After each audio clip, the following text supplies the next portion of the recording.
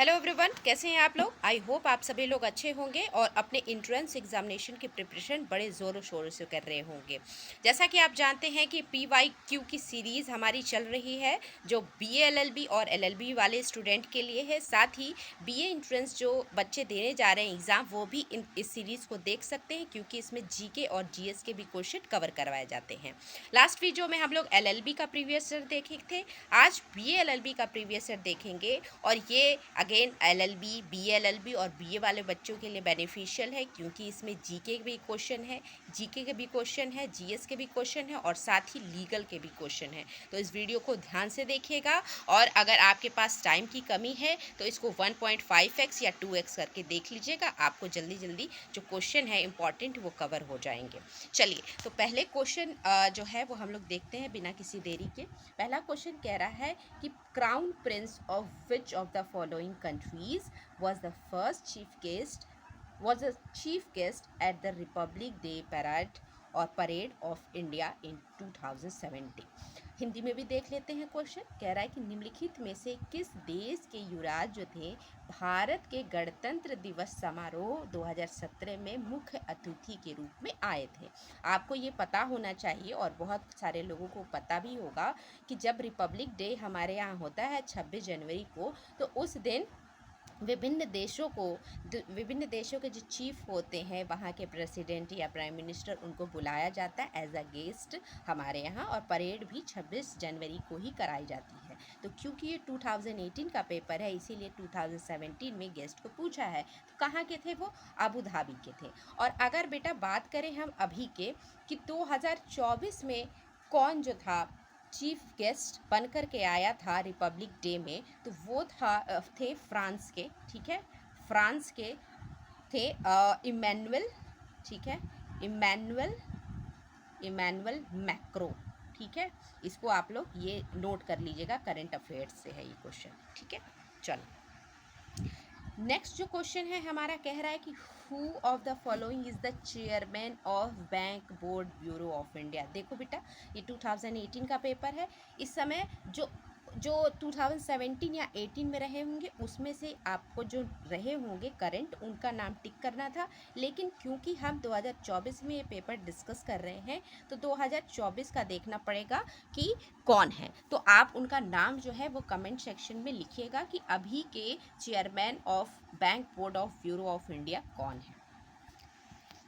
चलिए, अब next question हम देखते हैं कि who of the following Indian cricketer. अब ये भी अगेन 2017 का पेपर है, तो इससे हमको नहीं देखना है, लेकिन इससे एक चीज़ आपको सीखने को मिलती है कि करंट इवेंट जो हुए हैं क्रिकेट के, वो भी आपको पढ़ करके जाना है अपने एंट्रेंस एग्ज़ाम में। चलो, चौथे नंबर का क्वेश्चन हमें देख लेते हैं। Who gave the slogan make America great again, ठीक है। तो किसने जो है वो स्लोगन दिया था दोबारा, मेक अमेरिका ग्रेट अगेन? तो डोनाल्ड ट्रंप जी ने, ठीक है। चलो, इसके पहली बार रोनाल्ड रेगन ने दिया था, लेकिन दूसरी बात make America great again Donald Trump ने दिया था। चलिए, अब यहाँ पे जो हमारा नेक्स्ट क्वेश्चन है वो क्या कह रहा है, जरा देखते हैं हम लोग। एक मिनट। नेक्स्ट क्वेश्चन है कि how many satellite were launched by ISRO on 15 फरवरी 2017। मतलब 2017 में जो है एक हिस्ट्री बनी थी, जिसमें इसरो ने एक साथ कितनी जो है सैटेलाइट लॉन्च करी थी। तो वो लॉन्च करी थी 103 सैटेलाइट 2017 में इसरो में लॉन्च करके एक हिस्ट्री बनाया था। नेक्स्ट जो क्वेश्चन है हमारा, चलो देखते हैं इसको। ये तो आप लोग जानते भी होंगे, बहुत ज़्यादा न्यूज़ में भी ये रहा था। छठा question, to which of the following Indian states Jallikattu belong. तो जल्लीकट्टू कहाँ पे मनाया जाता है, ठीक है। एक खेल है जल्लीकट्टू, जिसमें एनिमल्स का फाइट वगैरह होता है, ठीक है, बुल का फाइट होता है। तो ये कहाँ पे मनाया जाता है? आंध्र प्रदेश में। या कहाँ पे खेला जाता है? आंध्र प्रदेश में, केरला में, तमिलनाडु में या कर्नाटका में? तो तमिलनाडु इसका सही जवाब होगा। चलिए, नेक्स्ट क्वेश्चन 7वें नंबर का क्वेश्चन हम देखते हैं। कह रहा है कि अभी तो ब्रिक्स हो गया है ना, अभी तो ब्रिक्स हो गया है, ठीक। कह रहा है कि पहले ब्रिक था, ये पहले ब्रिक था जिसमें इसका फुल फॉर्म क्या था, ब्राज़ील, रशिया, फिर उसके बाद इंडिया और चाइना। तो ये जो ब्रिक से ब्रिक्स बना हुआ है यानी एस है, ये किस कंट्री को डिनोट करता है, तो ये करता है बेटा साउथ अफ्रीका को, साउथ अफ्रीका। एस का मतलब क्या है इसमें, क्योंकि एस जुड़ गया है तो एस का मतलब है यहाँ साउथ अफ्रीका। बाकी BRIC का मैंने आपको मतलब बता दिया कि इसके जगह पे कौन से देश का नाम आएगा। 8वें नंबर का क्वेश्चन हम देखते हैं, ये भी करंट अफेयर से है, आप छोड़ दीजिए 8वें नंबर का क्वेश्चन। तो ये देख लो भाई, ये भी करंट अफेयर्स से था। तो मुख्यमंत्री का लिस्ट आप जानते हो कि बहुत जगह जहाँ भी नए विधानसभा के इलेक्शन हुए हैं वहाँ के आप चीफ मिनिस्टर का नाम भी याद रख लीजिएगा जहाँ नए नए विधानसभा का इलेक्शन हुआ है, ठीक। अब कह रहा है त्रिवेंद्र सिंह रावत जो है वो 9th चीफ मिनिस्टर बने किस स्टेट के, ये 2018 का ही पेपर है। तो उस समय त्रिवेंद्र सिंह रावत जो थे वो उत्तराखंड के CM थे। अब यहाँ पे देखो बेटा, ये साइंस से क्वेश्चन आ रहा है तुम्हारे, कह रहा है कि साउंड कैन ट्रेवल थ्रू, तो ध्वनि किन किन माध्यमों में संचारित हो सकती है। तो आप याद रखेंगे कि ध्वनि सॉलिड, लिक्विड और गैसेस तीनों में संचारित हो सकती है, तीनों के थ्रू ट्रेवल कर सकती है, लेकिन सबसे तेज किस में करती है, तो वो सॉलिड में करती है, ये भी याद रखना। अब ये बड़ा आसान सा क्वेश्चन है, इसको मैंने डिस्कस भी किया है अपने टेलीग्राम चैनल पे, जो हमारे क्विजेस होते हैं उसमें भी बताया है मैंने, और क्लासेस भी जो एक कंडक्ट कराई थी उसमें भी मैंने सारे जितने भी ड्राफ्टिंग कमेटी के मेंबर्स थे वो मैंने याद कराया था। तो आपके लिए ये ईजी होगा। क्वेश्चन देख लीजिए पहले, Who of the following was the chairperson of drafting committee of Constitution of India? Hindi में देख लीजिए कि निम्नलिखित में से भारत के संविधान की ड्राफ्टिंग कमेटी के अध्यक्ष कौन थे, तो वो थे डॉक्टर BR अम्बेडकर, और इनके अलावा 6 सदस्य और थे, उनका नाम आप कमेंट सेक्शन में लिखेंगे। 12 नंबर का क्वेश्चन क्या कह रहा है बच्चों, कह रहा है how many Indian languages have found in the place of constitution of India. Bharat के संविधान में वर्तमान में कितनी भारतीय भाषाओं को स्थान मिला है, तो ये मिला है 22 भाषाओं को स्थान। अगेन ये किस अनुसूची में है, इसका भी आप आंसर मुझे कमेंट सेक्शन में दोगे। 13 नंबर का क्वेश्चन देखिए, the term of the office of president of India 5 year. आप जानते हो कि प्रेसिडेंट का जो कार्यकाल होता है या टेन्योर होता है ये 5 साल का होता है, और ये 5 साल कब से होता है, तो तब से होता है जब से ये एंटर करते हैं अपने ऑफिस में, तो पद बाहर ग्रहण करता है जब, उससे 5 साल का इनका टेन्योर होता है, इनका कार्यकाल होता है, ठीक है। मुझे पूरी उम्मीद है कि ये क्वेश्चन आपको बहुत अच्छे लग रहे होंगे, ये सीरीज़ बहुत अच्छी आपको लग रही होगी, और अगर मेरा एफर्ट आपको अच्छा लग रहा है, ये कहीं से भी आपको हेल्प कर रहा है, तो हमारे चैनल को आप लाइक कीजिए, शेयर कीजिए और सब्सक्राइब कीजिए, ठीक है, ताकि इस तरह की वीडियो आपको कंटिन्यू मिलती रहे और हर एक एग्जामिनेशन के लिए आपके लिए बेनिफिशियल हो। चलो 14 नंबर का क्वेश्चन है जो वो देखते हैं, क्या है, 3 जनवरी को सेलिब्रेट करते हैं। देखो बेटा 3 जनवरी में ऐसी कोई चीज़ नहीं है जो सेलिब्रेट की जाती है, हाँ 6 जनवरी ज़रूर है, वो है फंडामेंटल ड्यूटी डे, ठीक है, तो 6 जनवरी इसके जगह कर लीजिएगा, और वो है मौलिक कर्तव्य दिवस। चलो 15 नंबर का क्वेश्चन क्या कह रहा है, the Panchayati Raj institution are constituted through, तो पंचायती राज संस्थाओं का गठन कैसे होता है, तो आप जानते हो कि डायरेक्ट इलेक्शन से होता है, ठीक है। 16 नंबर का क्वेश्चन बड़ा अच्छा है और ये सारे लोग जो है वो जानते भी होंगे। The federal system of India has been borrowed from the constitution. आप जानते हो कि बहुत कंट्रीज से इंस्पायर्ड होकर के हमारे कॉन्स्टिट्यूशन में बहुत सारी चीज़ें डाली गई हैं, जैसे फंडामेंटल राइट्स USA से डाला गया है, फिर पार्लियामेंट्री फॉर्म ऑफ जो गवर्नमेंट है वो UK से डाला गया है। इसी तरह जो फेडरल सिस्टम है हमारे इंडिया में वो किस देश से लिया गया है, तो वो कनाडा में लिया गया है। और फेडरल सिस्टम ऐसा है कि फेडरल सिस्टम तो है लेकिन with strong centre. Federal system में क्या होता है, सिस्टम में कि गवर्नमेंट, सेंट्रल गवर्नमेंट और स्टेट गवर्नमेंट के बीच पावर जो है वो इक्वली डिवाइड होती है, लेकिन कनाडा में क्या है, फेडरल सिस्टम होने के बावजूद भी वहाँ का सेंटर स्ट्रॉन्ग है, तो ऐसे हमारे इंडिया में भी है, ठीक है।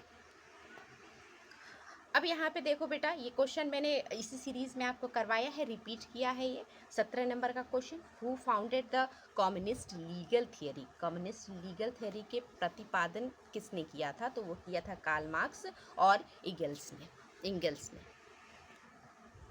18 नंबर का question, which of the following prime minister never faced parliament during the tenure. Hindi में देखते हैं, निम्नलिखित में से किस प्रधानमंत्री ने अपने शासन काल में संसद का सामना नहीं किया? मतलब वो प्रधानमंत्री तो थे लेकिन संसद में कभी वो गए नहीं अपने टेन्योर के दौरान, तो वो थे चौधरी चरण सिंह। ठीक, 14वें नंबर का क्वेश्चन देखते हैं बच्चों। कह रहा है कि which of the following body is presided over by non member. तो ये है राज्यसभा में। राज्यसभा में जो हमारे वाइस प्रेसिडेंट होते हैं वो मेंबर ना होकर के भी एक्स ऑफिशियो ऑफिसर होते हैं। मतलब जैसे ही वो वाइस प्रेसिडेंट का पदभार ग्रहण करेंगे वैसे ही उनको राज्यसभा का चेयरमैन भी बना दिया जाएगा। ठीक है, नन मेंबर होते हुए भी वो प्रिसाइड करते हैं। ठीक, अध्यक्षता करते हैं राज्यसभा की, तो वाइस प्रेसिडेंट होते हैं और राज्यसभा में ऐसा होता है। अब आते हैं हमारे 20वें नंबर के क्वेश्चन पे, which one of the following does not find in the constitution of India.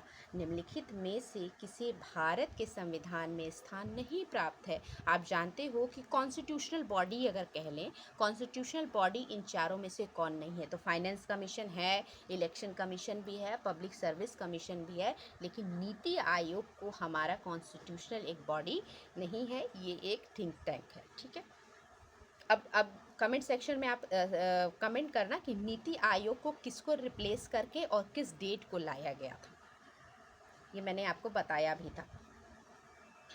अब 21 नंबर का क्वेश्चन देखते हैं बेटा, विच of the following step was taken by British authorities in India in 1829। मतलब ब्रिटिश प्राधिकारियों द्वारा भारत में सन 1829 में निम्नलिखित में से कौन सा कदम उठाया गया? तो वो उठाया गया था बेटा आपका आउटलाइंग द प्रैक्टिस ऑफ सती। तो सती प्रथा का एबोलिशन किया गया, सती प्रथा का जो है खात्मा किया गया, सती प्रथा को अवैध बनाया गया और ये किया गया था विलियम बेंटिंग के द्वारा, इलीगल बताया गया था।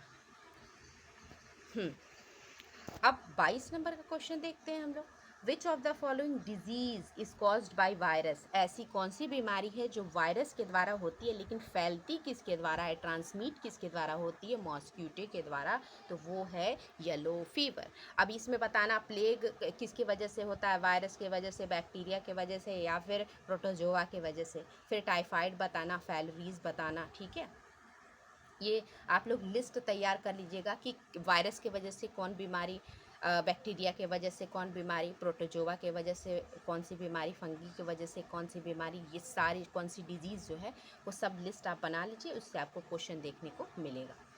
23 नंबर का क्वेश्चन क्या कहता है कि which of the following Harappan sites also knows as a rice cultivation. तो हड़प्पा केंद्र के निम्नलिखित स्थानों में से धान की खेती के लिए कौन सा जगह जाना जाता था?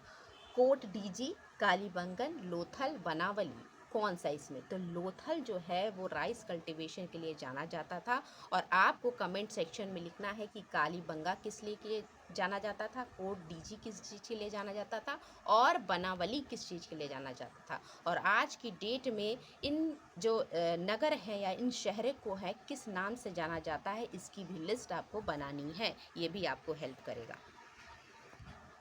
24 नंबर का क्वेश्चन क्या है बेटा, विच of the following tools were used by people of Mesolithic. Mesolithic या मध्यकालीन जो लोग थे वो किस चीज़ का प्रयोग करते थे? तो स्मॉल स्टोन टूल्स का, लघु पाषाण उपकरण का ये लोग प्रयोग करते थे। ठीक है, 25 नंबर का क्वेश्चन क्या कह रहा है बेटा, विच of the following was the ruler when the Megasthenes visited India. Megasthenes जब भारत में यात्री बनकर के आया, उस समय भारत का कौन शासक था या भारत में कौन शासन कर रहा था? तो वो कर रहा था चंद्रगुप्त मौर्य। मौर्य डायनेस्टी के चंद्रगुप्त मौर्य। मौर्य डायनेस्टी के संस्थापक भी पूछ सकता है, तो चंद्रगुप्त मौर्य ही बताएंगे। और मेगास्थनीज जो एक यात्री था, वो इंडिका नाम की पुस्तक लिखा था। ये भी आप लोग नोट कर लीजिएगा। क्वेश्चन ऐसे पूछता है कि इंडिका नामक पुस्तक किसने लिखा था? तो मेगास्थनीज ने लिखा था। अब आ गया बेटा 26वें नंबर का क्वेश्चन। कह रहा है कि विच ऑफ द फॉलोइंग मिलंद पानो इज रिलेटेड। तो मिलंद पानो जो है वो किससे रिलेटेड है या निम्नलिखित में से मिलंद पन्हा का समृद्ध है? तो ये है रिलीजियस कॉन्वर्सेशन, यानी धार्मिक वार्तालाप से मिलंद पानो का जो है वो रिलेशन है। पिलर एडिक्ट 27वें नंबर क्वेश्चन कह रहा है पिलर एडिक्ट जो है ये came into existence in India during the regime of which of the following.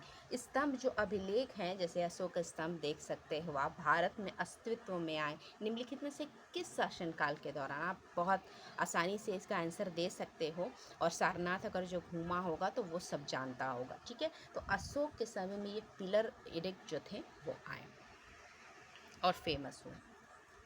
28वें number का क्वेश्चन जो है वो क्या है कि who of the following made a successful attempt to free himself from control of उलेमास। निम्नलिखित में से किसने उलेमा के नियंत्रण से अपने आप को मुक्त करने के लिए सफल प्रयास किया? तो वो किया था अलाउद्दीन खिलजी ने। ठीक है ना, और ये खिलजी डायनेस्टी के दूसरे रूलर थे। खिलजी ने क्या क्या काम किया था? खिलजी और ख़ास करके फ़िरोज़ शाह तुगलक ने। इसका इम्पोर्टेंस आप लिख लीजिएगा, इसका नोट्स भी बना लीजिएगा, इससे बहुत ज़्यादा क्वेश्चन आपको मिलते हैं।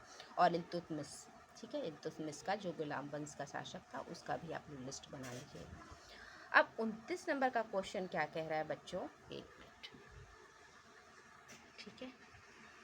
29 नंबर का क्वेश्चन क्या कह रहा है कि in whose time European paintings got place in the court.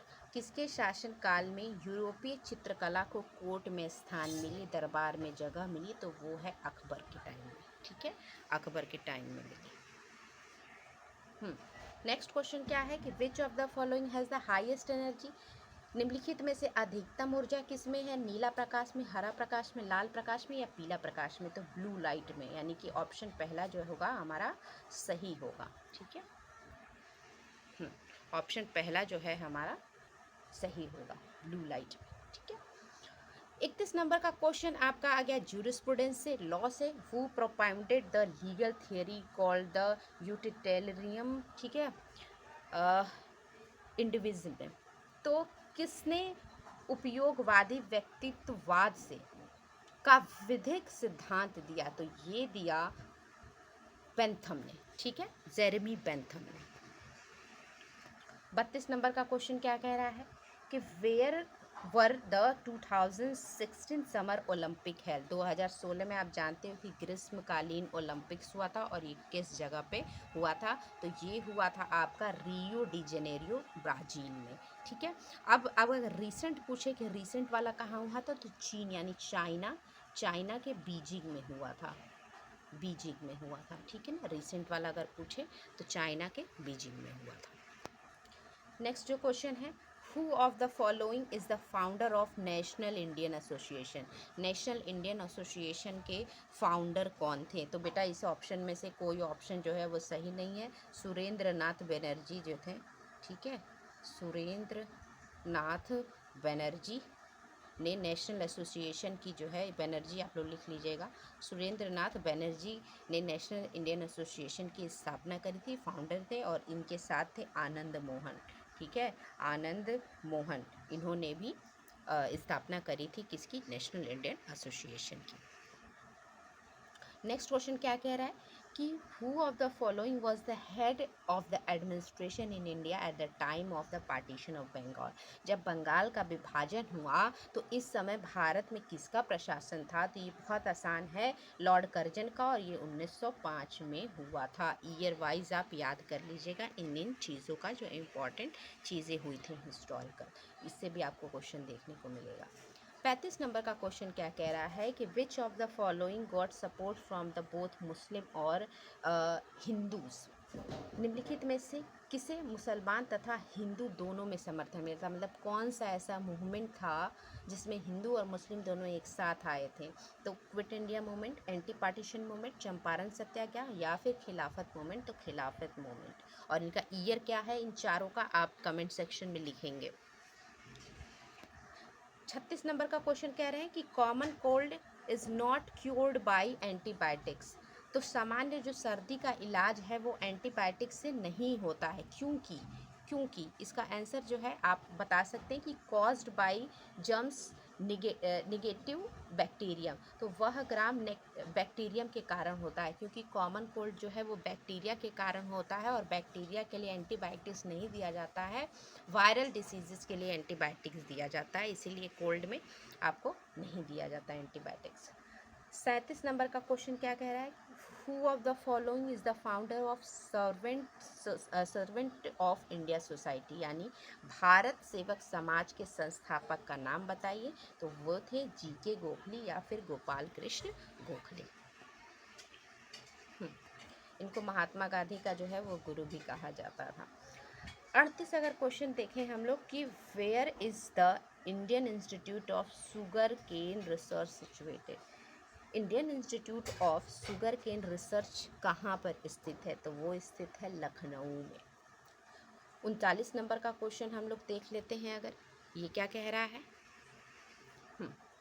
ये क्वेश्चन क्या कह रहा है कि which of the following is the national tree of India. बहुत आसान सा क्वेश्चन, बच्चे वाला क्वेश्चन है ये। तो आप जानते हो कि बनियान जो ट्री है, बरगद का वृक्ष जो है वो नेशनल ट्री है, ठीक है। आप सब इसका भी लिस्ट तैयार कर लीजिएगा। नेशनल एंथम क्या है, नेशनल सॉन्ग है, किसके द्वारा लिखा गया है, नेशनल फ्रूट क्या है, नेशनल फ्लावर क्या है, नेशनल एनिमल क्या है, नेशनल बर्ड क्या है, ये सब आपको पता होना चाहिए। लास्ट नंबर का जो क्वेश्चन है वो क्या कह रहा है, 40 नंबर का question, who is the present chief justice of India. अब देखो बेटा, ये 2017-18 का पूछ रहा है, लेकिन अगर हम अभी की बात करें तो DY चंद्रचूड़ जी हैं, DY चंद्रचूड़ जी। और ये 50वें नंबर के जो हैं वो CJI हैं।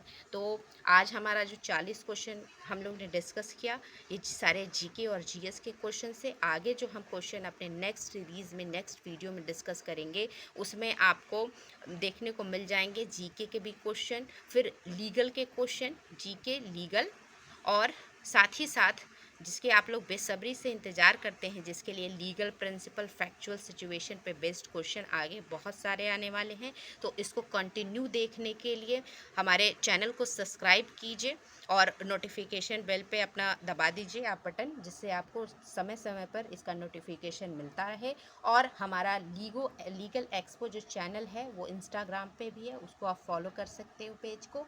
और इस PDF को पाने के लिए और भी इम्पॉर्टेंट नोट्स पाने के लिए हमारा टेलीग्राम चैनल, जिसका नाम लीगल एक्सपो ही है, और इसका जो टेलीग्राम लिंक है आपको इस वीडियो के डिस्क्रिप्शन में मिल जाएगी। आप वहां से जा कर के इसको ज्वाइन कीजिए और इस तरह की PDF और भी स्टडी मटेरियल वहां से पा सकते हैं। तो आज के लिए इतना ही, मिलते हैं फिर नेक्स्ट वीडियो में। तब तक के लिए आप लोग पढ़ाई कीजिए, मस्त रहिए, धन्यवाद।